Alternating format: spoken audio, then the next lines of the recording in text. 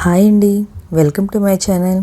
నేను ఇవాళ వీడియోలో 2024 సంవత్సరం మార్చి నెలలో మహాశివరాత్రి, హోలీతో పాటు కొన్ని ముఖ్యమైన హిందూ పండుగలు, వాటి ప్రత్యేకత గురించి ఈ వీడియోలో నేను చెప్పబోతున్నా అండి.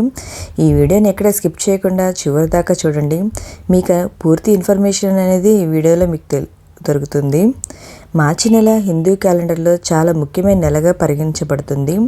2024 సంవత్సరంలో మార్చి నెల కృష్ణపక్షంలోని పంచమి తిథి నాడు స్వాతి నక్షత్రంలో ప్రారంభమైంది. మార్చి 31, 2024లో మూలా నక్షత్రం కృష్ణపక్షం సప్తమి తిథితో ముగిస్తుంది.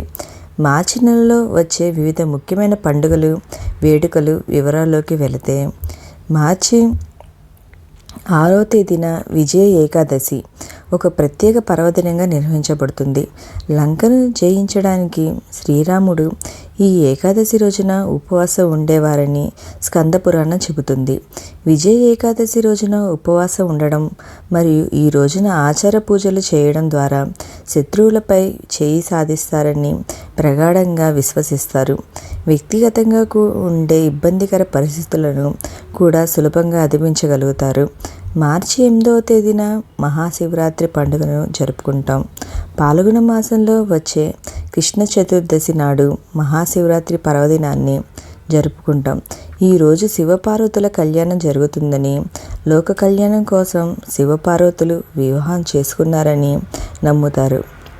మహాశివరాత్రి పర్వదినాన ఉపవాస దీక్షను ఆచరించి జాగరణ చేసి శివయ్యకు ఇష్టమైన పూజాధికారాలు చేస్తే మంచి ఫలితాలు ఉంటాయని నమ్ముతారు. ఇక మార్చి 8వ తేదీన ప్రదోష వ్రతం కూడా నిర్వహించబడుతుంది. మార్చి 10వ తేదీన పాల్గొన అమావాస్యను జరుపుకుంటారు. ఈరోజు గంగా మరియు ఇతర పవిత్ర నదుల్లో స్నానం చేయడం చాలా ముఖ్యం. ఈ రోజున తర్పణాలు ఇవ్వడం, దాన ధర్మాలు చేయడం మంచిదని చెబుతారు. ఉపవాస దీక్షను ఆచరించాలి అనుకునే వారికి ఈరోజు మంచి రోజు అని, అలా చేయడం వల్ల జీవితంలో వారి అదృష్ట స్థాయి పెరుగుతుందని చెబుతారు. మార్చి 20వ తేదీన అమలకి ఏకాదశిని నిర్వహిస్తారు. అమలకి ఏకాదశి రోజున ప్రజలు ఉసిరి చెట్లను పూజిస్తారు. ఆ చెట్టు దేవతలకు నిలయమని నమ్ముతారు. ఉసిరి చెట్లను పూజించి ఈ వ్రతాన్ని ఆచరించిన భక్తులకు మోక్షం లభిస్తుందని భక్తులు ప్రగాఢంగా విశ్వసిస్తారు. మార్చి 24వ తేదీన హోలీ పండుగలో భాగంగా పాల్గొన మాసంలోని శుక్లపక్ష పౌర్ణమి రోజున హోలికా దహనం ఆచరిస్తారు. ఆ రోజున హోలికా దహనాన్ని నిర్వహించి ప్రజలందరూ సంతోషంగా రంగుల వేడుకకు శ్రీకారం చుడతారు. మార్చి 25వ తేదీన రంగుల పండగ హోలీని ఘనంగా జరుపుకుంటారు. వసంత ఋతువుకు స్వాగతం పలుకుతూ భారతదేశంతో పాటు ప్రపంచంలోని అన్ని దేశాల రంగులను చల్లుకుంటూ హోలీ పండుగను చేసుకుంటారు.